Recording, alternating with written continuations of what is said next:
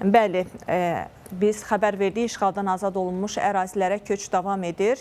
Çox işlər görülüb, amma hələ görüləcək işlər də kifayət qədərdir. Əməkdaşımız Zeynəb Nadirova isə bizi məhz bu günədək reallaşan layihələr və gözləntilərdən xəbərdar edəcək. Hər vaxtın xeyirli olsun Zeynəb. İndiyədək nə qədər əhalinin doğma yurda qayıdışı həyata keçirilib, növbəti köçlər hansı ərazilərə nəzərdə tutulub? Buyur, suallarımızın cavabını səndən alaq. Gülşən, hər vaxtın xeyir olsun. Bəli, böyük qayıdış çərçivəsində Prezident İlham Əliyevin tapşırığına əsasən köç prosesi davam eləyir. Qaçqınların və məcburi köçkünlərin işləri üzrə Dövlət Komitəsi bununla bağlı mütəmadi olaraq işlər görür. Bugün artıq Sarcalı kəndinə növbəti köç prosesi baş tutdu və qeyd elədiyimiz kimi 35 ailə çərçivəsində 158 nəfər doğma yurd yuvasına qovuşdu. Ötən gündə köç prosesi baş tutmuşdu. Həm doğma Xocalıya, eyni zamanda elə qeyd elədiyimiz kimi Ağdamın Sarcalı kəndinə, Xocalıya qeyd eləyək ki, 15 ailə çərçivəsində 68 nəfər köçmüşdü. Ağdama isə ötən gündən gedir təbii ki söhbət. Ağdama isə qeyd eləyək 69 ailə çərçivəsində 169, daha dəqiq desək 35 ailə çərçivəsində 169 nəfər köçmüşdü.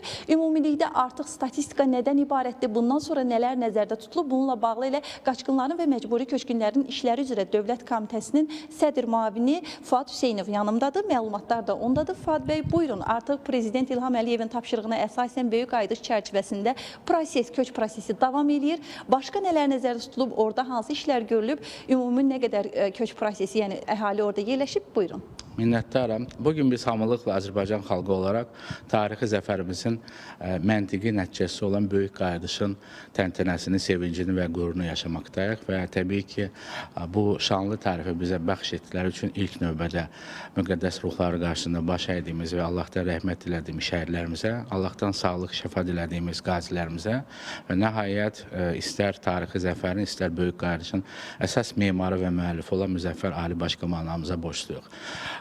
Günü-gündən böyük qayıdışın coğrafi arealı genişlənməkdədir və siz qeyd etdiyiniz kimi hər həftə Qarabağımıza, Şərqi Zəngəzurumuza bərpa olunmuş, yenidən tikilmiş evlərimizə köç kərvanları yola salınır. Bugünədək böyük qayıdışa dair birinci dövlət proqramı çərçivəsində artıq 13 yaşayış məntəqəsinə, o cümlədən 5 şəhər, Şuşa, Xocalı, Laçın, Füzuli və Cəbrayıl və 8 kənd, deməli, Laçının Zabux və Sus kəndləri, Ağdərənin Həsənriz, Talış və Su qovuşan, Xocalının Ballıca, Ağdamın Sarıcalı və Zəngilanın Ağalı kəndlərinə ümumilikdə 3500-ə yaxın keçmiş məcburi köçkün ailəsinin, 14.000-ə yaxın keçmiş məcburi köçkün soydaşlarımızın qayıdışı və dayanıqlı məskunlaşdırılması təmin edilmişdir. Və bu proses təbii ki, növbəti aylarda, illərdə daha da geniş vüsət alacaq, sürətlənəcək və ilk növbədə ən ağır şəraitdə məskunlaşan, kompakt məskunlaşma obyektlərində, yataqxanalarda, sanatoriyalarda, pansionatlarda, başqa vətəndaşlara məxsus mənzillərdə məskunlaşan köçkünlərə önəm verilir.